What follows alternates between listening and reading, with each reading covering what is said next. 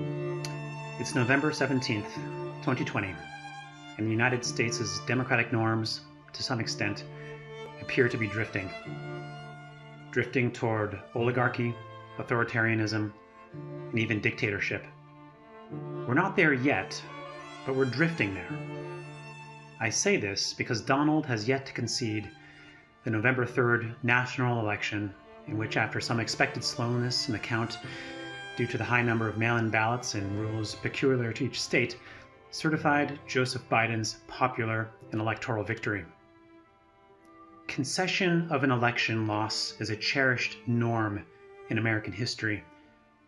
Graciousness in defeat is both moral and virtuous.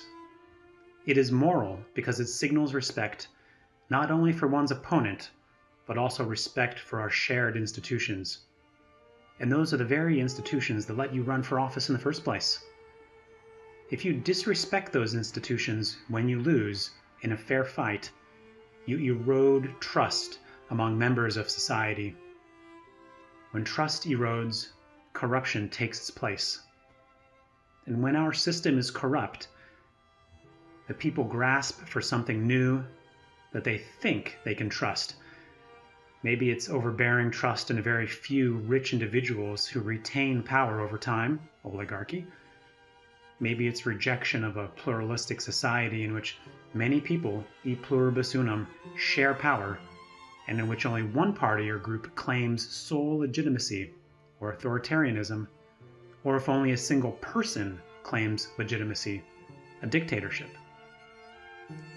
In the book Why Nations Fail, the authors talk about institutional drift in societies in which things that seem very minor in the history of a nation put that nation on the path to greater or lesser prosperity. For example, the Magna Carta led to greater freedom and prosperity in England, while Eastern Europe and Russia, which was very similar around the Middle Ages to England, did not limit the power of its kings as much. The impact is still felt today, with many of those countries still under the yoke of powerful autocrats at the expense of individual liberties. We are at such a point in America. We are here because Donald lacks virtue, because Donald lacks moral scruple. But it's not just Donald, it's those with whom we vested trust and power in other parts of government, Mitch McConnell and Lindsey Graham. Their silence and their action is complicity and lends power to Donald. Let me read a few passages from a business school textbook on management. While this applies to business, I think it also applies to anywhere in society and to people as well. Perhaps the most important type of attitude is that which members of any group inevitably develop about how members in good standing ought to behave in that group. These attitudes we call norms. They are the cement that holds a group together because they tell members exactly what behavior is believed desirable to foster the group's goals and maintain its existence.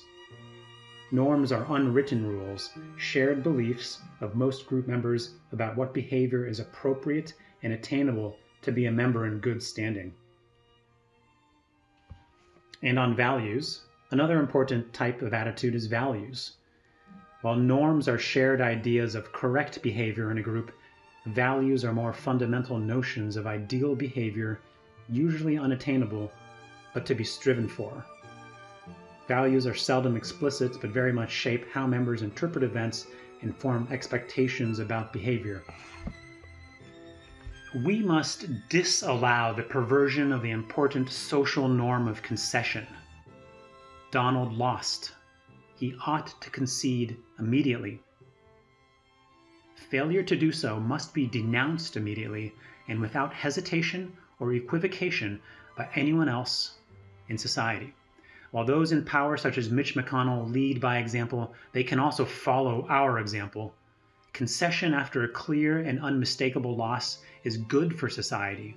It bolsters trust in the institutions which we devised ourselves for the peaceful transfer of power.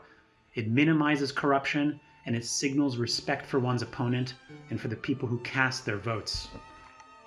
If Mitch McConnell or Lindsey Graham cannot lead by example, then they ought to immediately resign. Resign, else call on Donald to concede immediately. Failure to do so is authoritarian, oligarchical, and dictatorial.